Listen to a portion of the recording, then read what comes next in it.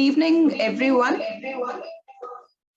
I'm Dr. Sujata Sharma, and on behalf of Biofootprints, I welcome you all to a very useful lecture that we are going to be having. First, I will introduce our speaker, Dr. SK Varshney, and let me first welcome him. Dr. Varshney, thank you for joining us here. And let me first give a brief introduction. He's a proud alumnus of Aligarh Muslim University and University of Delhi. He joined DST in 1990. Dr. Varshney is the Indian focal point for BRICS Working Group on Science and Technology and OECD Committee on Science and Technology Policy. He's the Indian co-chair, governing body of Indo-German Science and Technology Center and Indo-US Endowment Fund. He's a member of governing councils of US-India Education Foundation and International Advanced Research Center of Powder Metallurgy. He's worked as a counselor with the Embassy of India in Moscow to facilitate bilateral scientific cooperation between India and Russia. He has written several articles on science policies focusing on international scientific cooperation. He's also involved in science popularization, for which he writes regularly in newspaper and magazines. Dr. SK Varshney, the advisor and head international cooperation in Department of Science and Technology, that is DST, Government of India. I welcome you and I'm greatly honored to have you here. So over to you, Dr. Varshney. Thank you, Dr. Sujata ji. And today I was asked to speak on this topic of project writing. I hope my screen is visible to everyone. Can anyone confirm? Yeah, and also if it is moving. Can you see the second slide? Yeah, we can see. Great. So today we are going to speak about this, how you could write projects. Of course, each one of us have their own perceptions, own ideas, and they may have a different view than mine. But my thought was that if it is mainly from a Sorry, you task tomorrow. Could everybody please mute their audios except the speaker? Yeah. So my this presentation is basically from the perspective of an agency which funds scientific research and how I feel about various proposals. In fact, my presentation is in two parts. First part is how it looks before you start writing. So it looks like a very jumbled puzzle, and you feel that there are so many aspects of a project. But if you pick thread by thread, it becomes little easier. So when you are writing a grant proposal, it is not difficult, but you need to do it step by step. You need to take care of certain concerns, which as a writer of a project, you should know how it should go forward. So what? Okay, fine. So project in, if I could say, is a simple document which describe the issues, which describe how you are going to do it, what would be the different element, and it should help you in planning and reviewing the steps, and also as a guide when you are actually implementing it, that what are the commitments you have made in terms of both time and budget. So time, budget, and also technical contributions. So you should be making documents. I think this is required not only for project documents, but any work you are doing. It's a simple exercise because we need to plan any work. If we know that it has to be delivered in a particular time frame, then what are those time frame? What are the different steps? This is something very normal, and same way you have to see how we are going to do it. Now, when you are writing a science proposal, two things are very important. One, you should be able to communicate these to a second fellow. Now, whatever idea you have got, if you can communicate it to a second person, third person, automatically you can communicate it to the funding agencies or their reviewers. So you need to translate your idea or thought on papers and communicate them. So this is something which is not impossible. This is doable, and we will see what are the different tricks. Now, just to give you an idea that in India, there are several science agencies. Of course, all are not listed here. This is just a illustration. For example, for this audience, maybe ICMR is a major player apart from Department of Biotechnology. But then there are several funding agencies, and also there are international players which are providing research grants, like European Union, like several FCDO grant. So there are possibilities of even international funding or domestic funding. Now, before when we are writing, first thing that should come to your mind is, what is the problem on which you are going to work? And can I convert my ideas on paper or into a workable model? And as I said a little ago, you should be able to explain your conviction about the issue you are going to address to others. This is very important. And if you have done this, immediately you will get the next step, that is what are going to be the objectives of the work which you are planning to do. And then second question is, how should I target? How should I reach? Whether I can connect it to the society, who could be the possible partners, what are the roadblocks which I should need to understand now. Of course, I can think anything, but it should be achievable. So you should know your limit. Your limit is typically defined by your technical strength, by the exposure to various scientific equipment, and to your thinking capabilities. So always think that what is something that is doable. Now, there are several terms which are being used, and you will find these terms during several requirements. And these are called concept paper, pre-proposals, full proposals, or reference letters, especially when you are applying for the fellowships.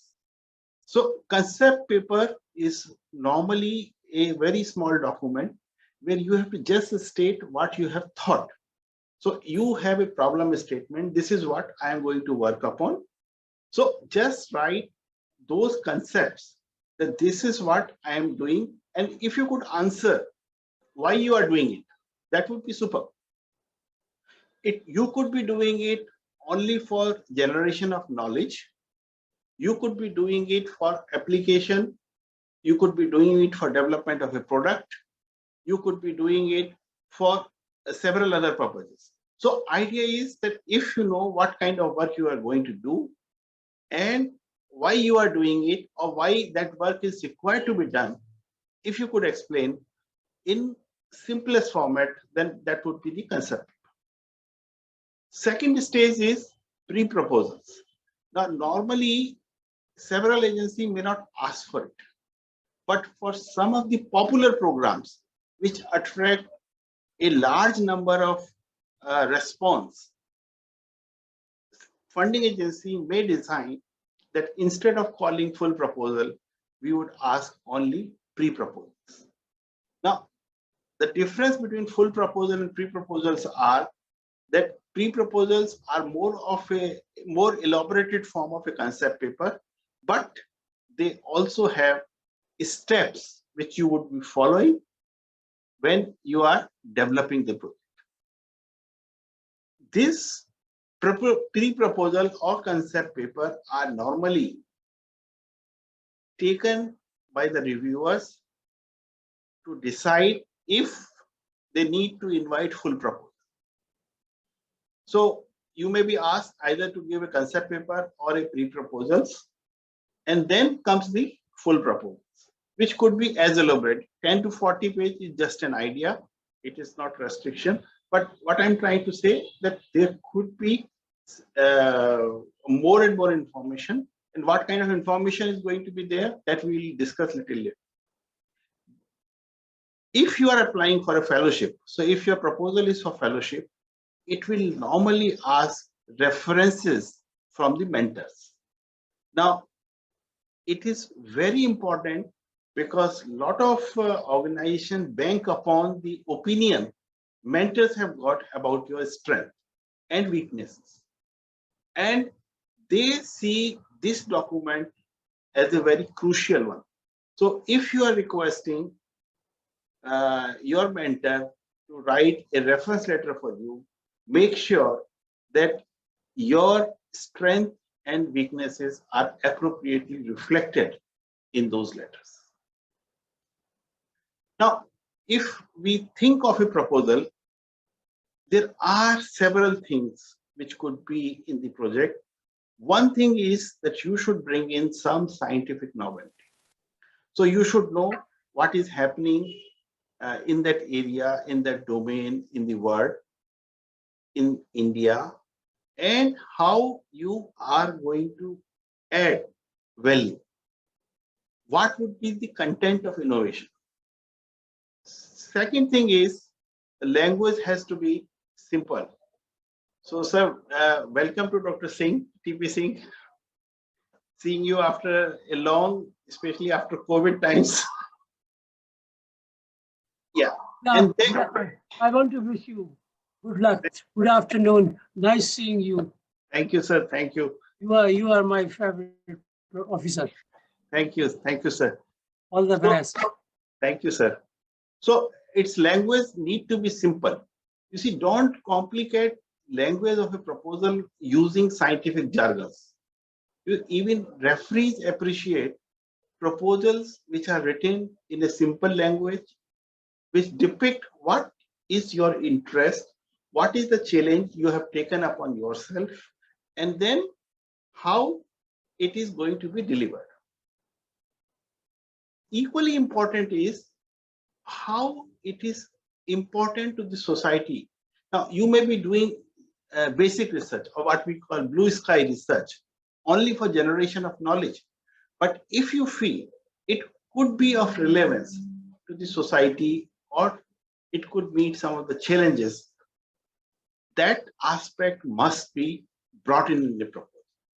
Similarly, demonstration of your own strength. Now remember, most of the time when proposals are read by the reviewers, you are not there. So in your place, your biodata becomes your advocate. And reviewers would like to see what kind of work you have been doing in the past. Where are you publishing? What is the impact of the work you are doing? And if you have been doing work in a standard journal with a index journal with a good impact factor, obviously they are impressed. And then they would like to see what kind of work or which is your technical strength area.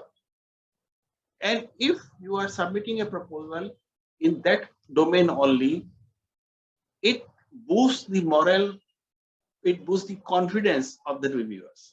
But it does not mean that you cannot take projects in area which are totally not your strength. You could take something, but then those projects should also take part of your experience, part of your technical strength into as a contribution where you could do. And there could also be a possibility that you alone are not in a position to completely deliver the project. And that is where concept of collaboration comes. You could collaborate with the faculty in your own department, in some other department in the institute, or maybe outside the institute. So you have to see at the end of the day that when you are developing a project, you have appropriate strength in all disciplines which are required to complete that particular project. Next important thing is feasibility.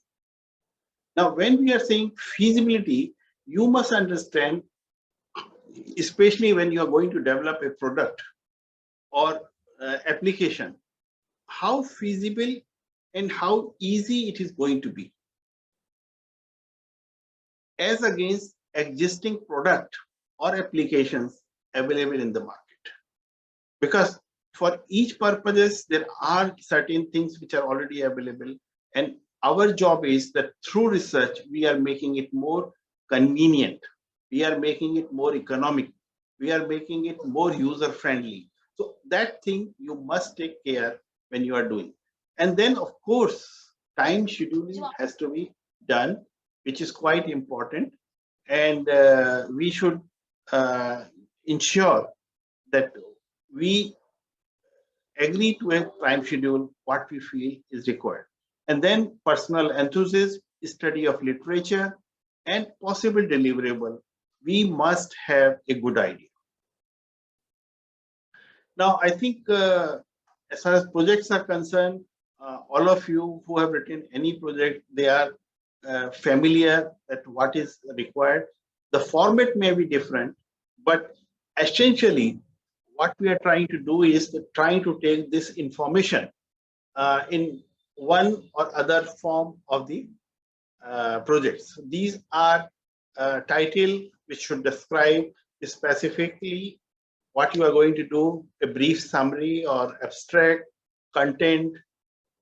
You must know what is being done in that particular domain, so you must study, and then you should set up your own objectives, your own approach road, alternative strategy, especially in high risk plan, that what is going to, if this does not work, then what I'm going to do next, timeline, budget, and references. So these are some of the essential part, and they could be asked in any format, whatever is possible. Questions may be written in different languages, but these are some of the essential questions which are part of each project. Now, when we are talking about innovation, you must know what I'm going to do, how I'm going to add values. And if you are not convinced on this aspect, then I would say that better not to go forward, because funding agency would like to see some element of innovation, some element of scientific novelty, some element of creativity. How do you visualize situation in a long-term perspective? So that is something funding agency would love to do, and you must be convinced that if I'm bringing in, then whether it is more desirable, more user-friendly, it is something which is not available in the market, or it is there in the market, but then my solution would be much better. So innovation must be there. Second thought you must have before conceptualizing problem, you should be very, very clear. If you are going to do basic research, if you are going to do research which would eventually directly help society, of course, basic research also helps, but basic research takes longer route, because basic research is primarily for knowledge generation, and once knowledge is generated, then you develop application. But when you are doing some work with the existing knowledge for societal purposes, it is direct. And then if you are going to target a product, if you are going to do industrial research, so that must be very clear before you write your proposal, that this is what must be there. So your project must be based on local needs. Now, this is something we are not saying, we are not denying that you should look for the global challenges, but you should see how I'm going to do it, and problems being faced by my society, my people, my area, nobody else is going to come. I have to take lead and I have to come forward. And similarly, we have to make use of the local resources, skills, some of the traditional skills. We will see how different S&T field groups could be there, and which are the institutions technically you need to collaborate with, work with, or try your products, and then it need to be sustainable. Now, we must understand, as I said earlier also, that we need to be simple. So we need to play rules. Now, when rules or guidelines, each scheme has got some unique points, and you must understand what are the guidelines given for that particular scheme. And you should use simple words, avoid inappropriate words, don't be repetitive, try to make statements simple and understandable. Then you should think what is your plan and how you are going to deliver. That is the most important thing.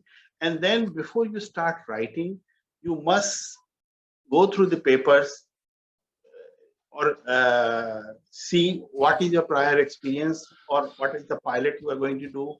Do I have the basic data to carry out or to prove that this is something doable? What are the basic set of experiments that would be required to conduct that thing? You need permission from your own institutions. You need, to ensure do you need collaboration? What are the facilities available in your institution? What are the facilities you would require an outside help? And also, you have to see if your work require any clearances, be it ethical, biosafety, or political. So these are something you must think of before writing. And then just trying to make a simple statement. Aims are intent, whereas objectives are specific activity with measurable outcomes. And then you should think about SMART objectives. Now, when we are talking about SMART, it is basically means specific, measurable, attainable, result-oriented, and time-bound. So, so if you have got SMART objectives, you are all set to write your proposal. But some more checks. You need to do background checks. You need to know what is already known and what are the responses, what is the latest update, whether the concept has changed, what is the present situation, and you must definitely find what are the gap areas. Now, gap areas, if you have identified and you are going to contribute over there, reviewers feel happy that yes, you have identified the gap areas and this is where your strength will come in. The smaller things are that you must use formats. Now, formats for each schemes are unfortunately different. It is as difficult sometimes that why they cannot be simple. And in fact, even in our department, we are struggling. If we could make some part of the format standard and only scheme specific part could be different. But currently, several agencies are using multiple formats to submit application. And you should know what is the right format for the scheme you are applying and use that. And then you have to plan several activities.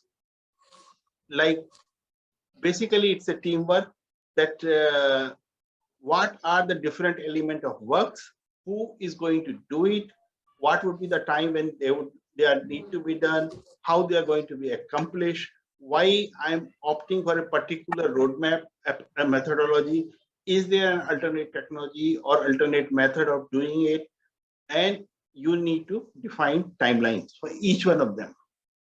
And with all those things, you are now ready to write the projects. So as we said earlier also, you need to be concise, you need not to be repetitive, you need not to use superfluous words or phrases.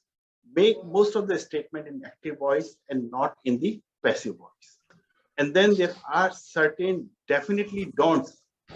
Don't use jargons, don't be too wordy. Don't assume that reviewers knows anything or everything, or don't feel that somebody should ask you for more information about a particular process. Don't try to bypass the process or part of it. And you should know what is your financial requirement, and don't waste your time if project does not fit the funding requirement, funding source. So funding agency also has given you certain mandates. This is why I need, so please do that. Now, if you are writing too ambitious, probably it's not correct. Similarly, avoid using generalities. Don't assume that readers or reviewers know your capability. Avoid costs, hidden costs, and don't rush in proposal at the last minute. This is where several issues come, like you rush up to a proposal, and when you are rushing up, you are not as precise as it should be, and then you fail to revise. So avoid those situations. And also these days, where most of the time submission is digital, the servers at the last day becomes too busy. And very often you will find that although you tried 10 minutes, 15 minutes, 20 minutes, maybe 1 hour, and you are unable to submit, because our systems right now are in the process of digitization, and they have certain limitations in terms of acceptance or accommodating a particular number of responses at a given time. So it would always be good if you submit proposal well in advance. Proposal need to be ambitious but realistic. They should be based on your proven ability. And if you are working in a particular field, don't go into alien field.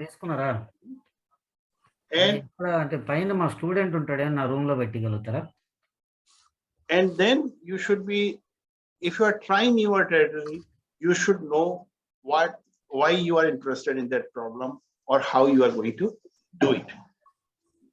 Now, if you think from the reviewer perspective, reviewers would be seeing many applications.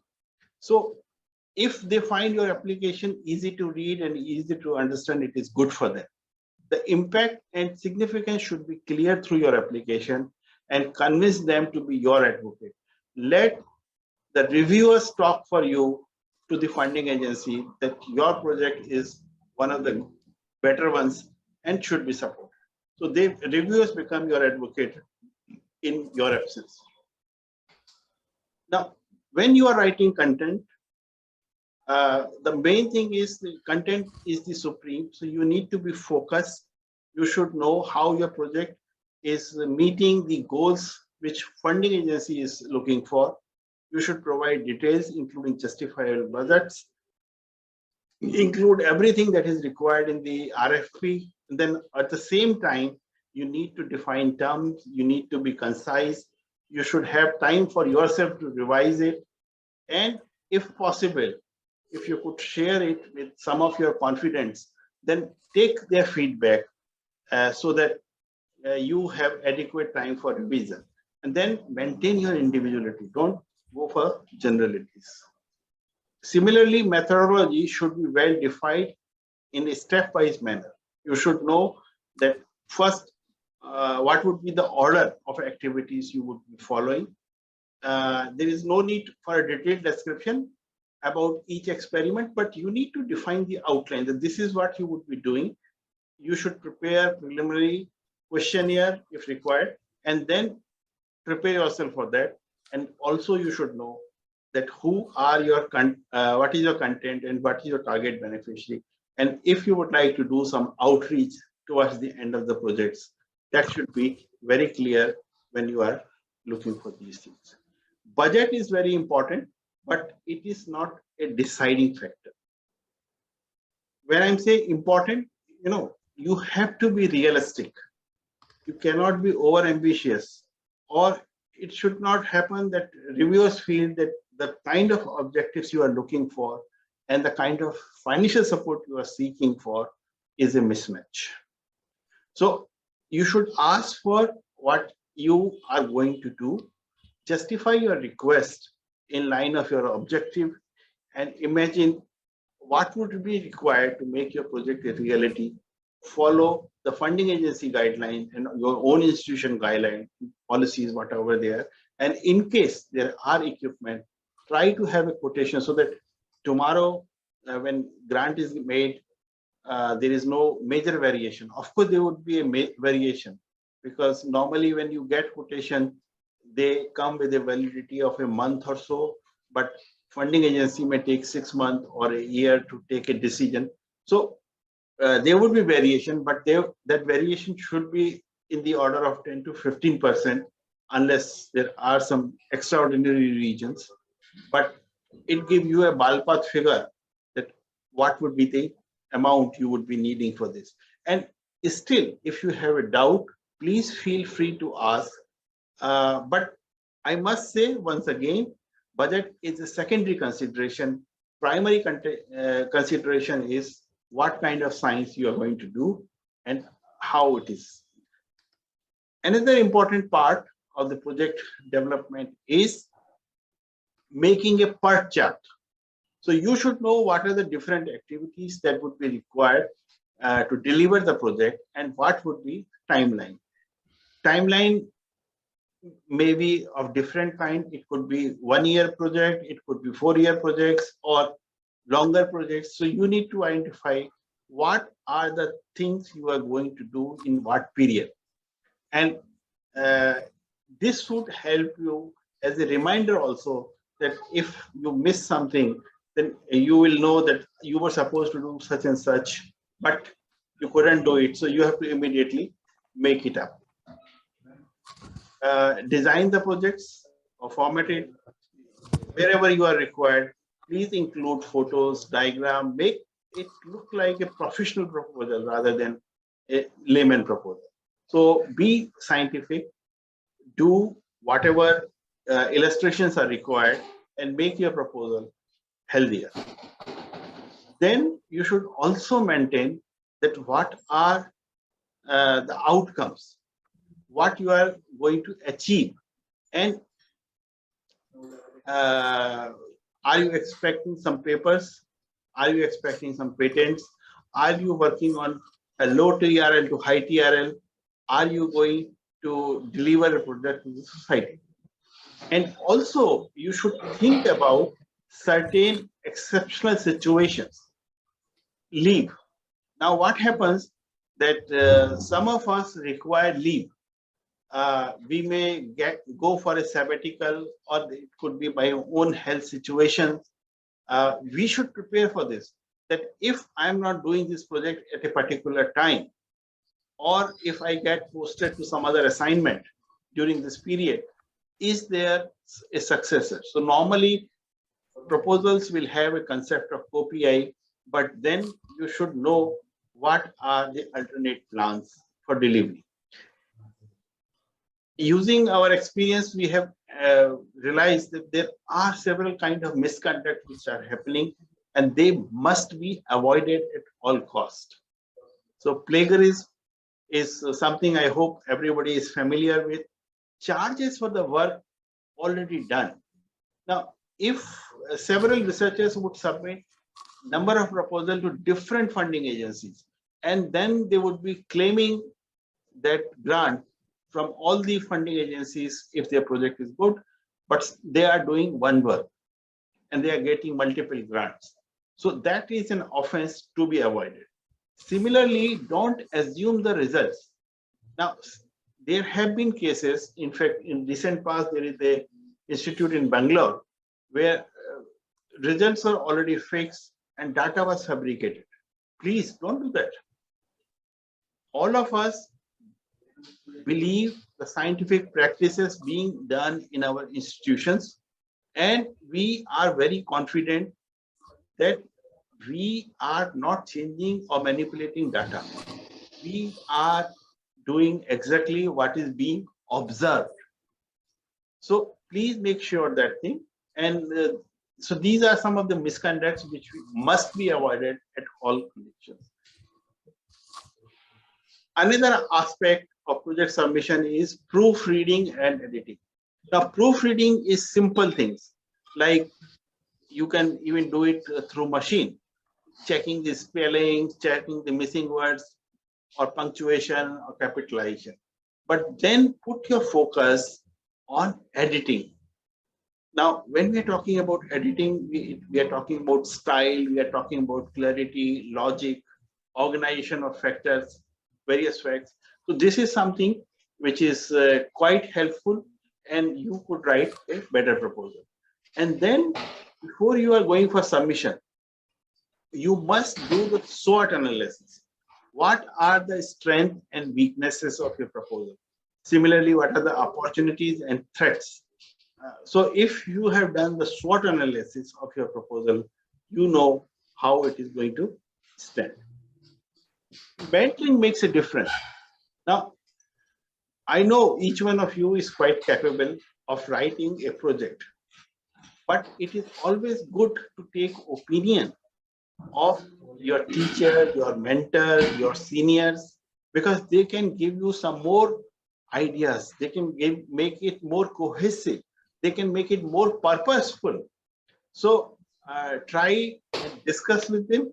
And if you have got a mentor, fantastic. Otherwise, your senior colleagues, your teachers, they can appreciate. And if you have confident people in your department or in your institute or somewhere else, they can also do it.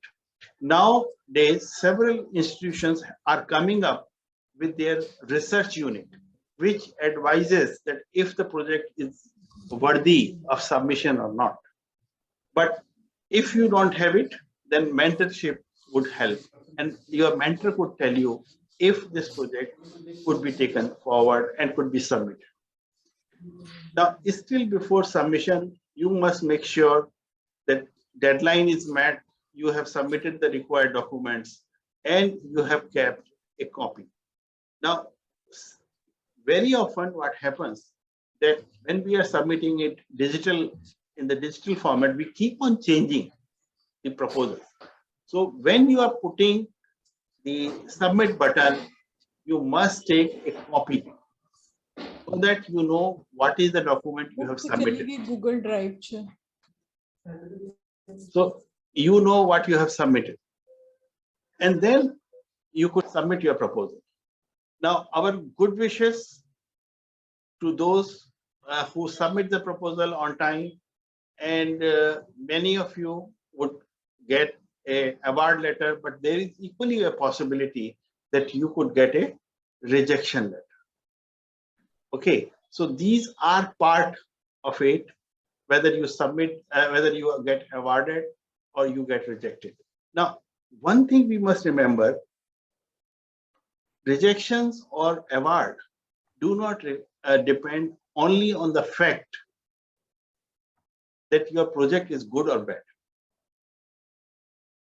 Your project may be good, you may be coming up with scientific novelties, but still, because funding agencies do not have adequate resources, they are not submitting, they are not giving grants.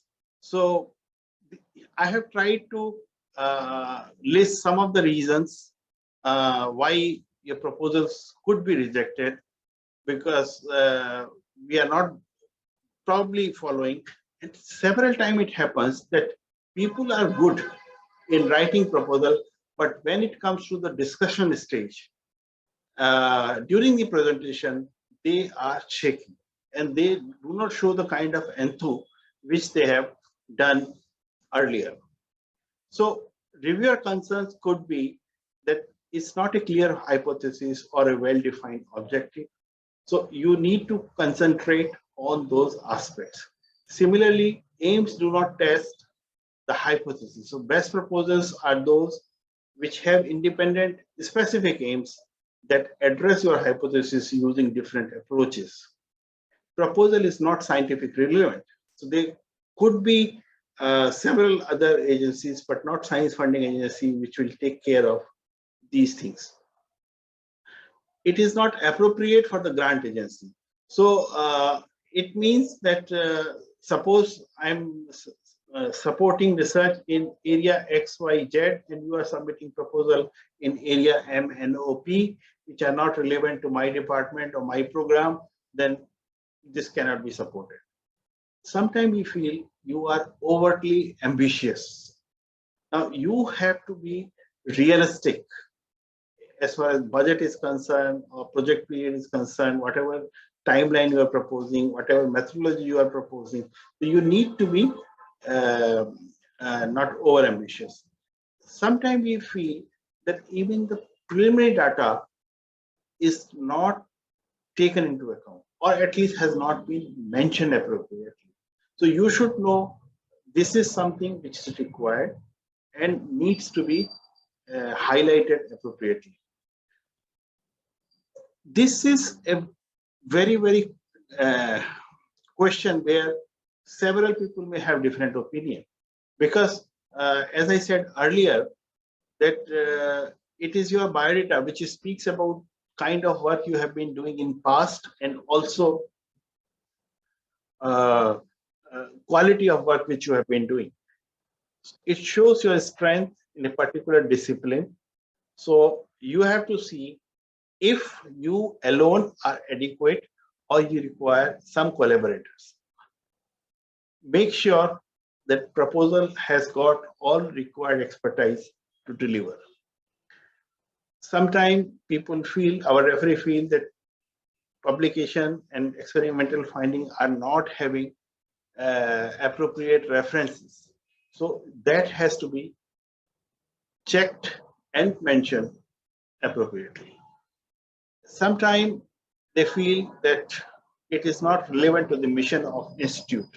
So suppose you are doing a project in a particular discipline which is not of requirement of your institute, better not to do. So academic institutions that way enjoy freedom, but most of the research institutions have been given a mandate, and it is expected that their researchers are working in those fields. Now, one thing I must say, that reviewer may or may not appreciate your idea, but make sure what we are trying to do as a funding agencies, that reviewers do not have a conflict of interest. So this is something which we are trying in the interest of science, that they should provide assessment of the material you have provided in your application. Don't take it personally, take it professionally. How others could react or other could respond to something what you have written. Remember, it is a competitive process. It's not that every good proposal will get. It is something like getting seat into IIT or AIMS. So only a fixed number of people could make it. So similarly, because funding resources available with various agencies are limited, they could accommodate only limited number of proposals.